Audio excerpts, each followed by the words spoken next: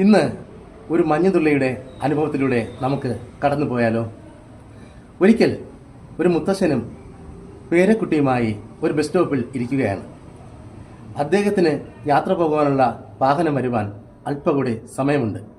ഈ സമയം അവർ പരിസരം വീക്ഷിച്ചു നിൽക്കുമ്പോൾ ഒരു മഞ്ഞുതുള്ളി അടർന്നു വീഴാറായി ചെടിയുടെ ഇലത്തുമ്പിൽ നിൽക്കുന്നത് മുത്തശ്ശൻ്റെ ശ്രദ്ധയിൽപ്പെട്ടു. കൊച്ചുകുട്ടിയോട് പറഞ്ഞു, നീ ഈ മഞ്ഞുതുള്ളി ഒന്ന് ശ്രദ്ധിച്ചു നോക്കൂ.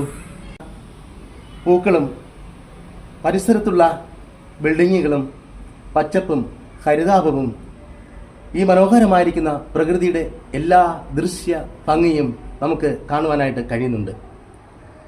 ഇതുപോലെയാണ് നമ്മുടെ ജീവിതവും. ജീവിതം നാം പലപ്പോഴും നിസ്സാരമോ നിമിഷങ്ങളോ ആയിരിക്കാം. പക്ഷേ നമ്മുടെ ജീവിതം കൊണ്ട് മറ്റുള്ളവർക്ക് പ്രകാശമായിരിക്കുന്ന, നയനാനന്ദകരമായിരിക്കുന്ന, സന്തോഷം പകരുന്ന എന്തെങ്കിലും അവരുടെ ജീവിതത്തിൽ മൂല്യമുള്ള ഒരു മുത്ത് സമ്മാനിക്കണമെങ്കിൽ തീർച്ചയായും നമ്മുടെ ജീവിതത്തിൽ പ്രകാശനാളമായി മാറുവാൻ എന്തെങ്കിലും ഉണ്ടാകണം. ഉദയസൂര്യൻ്റെ പ്രകാശ കിരണങ്ങളേറ്റ് വളരെയധികം മനോഹരമായി അത് പ്രതിഫലിപ്പിക്കുന്ന ഈ മഞ്ഞുതുള്ളി ചില നിമിഷങ്ങൾ കഴിയുമ്പോൾ ഈ ഭൂമിയിൽ അടർന്നു വീണ് ഒന്നുമല്ലാതായി തീരും.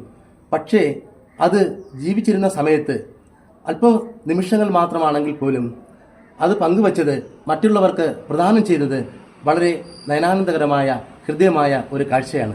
ഇതുപോലെയാകട്ടെ നമ്മുടെ ജീവിതവും. ക്ഷണികമായിരിക്കുന്ന ഈ ജീവിതത്തിൽ നമുക്ക് മറ്റുള്ളവർക്ക് സ്നേഹത്തിൻ്റെയും സാഹോദര്യത്തിൻ്റെയും ക്ഷമയുടെയും നന്മയുടേതുമായിരിക്കുന്ന അംശങ്ങൾ പകർന്നു നൽകാം.